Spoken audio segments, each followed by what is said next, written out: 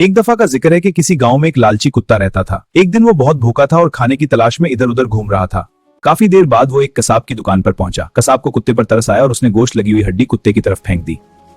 कुत्ता खुशी खुशी हड्डी लेकर वहां से चला गया और सोचने लगा कि किसी पुरसुकून जगह जाकर उसे आराम से खाएगा। वो दरिया के किनारे पहुंच गया, लेकिन उसे लगा कि यहाँ भी कोई उसकी हड्डी छीन सकता है। उसने सोचा कि दरिया के दूसरी तरफ चला जाता हूँ, इसलिए वो पुल पर चढ़कर दरिया पार करने लगा।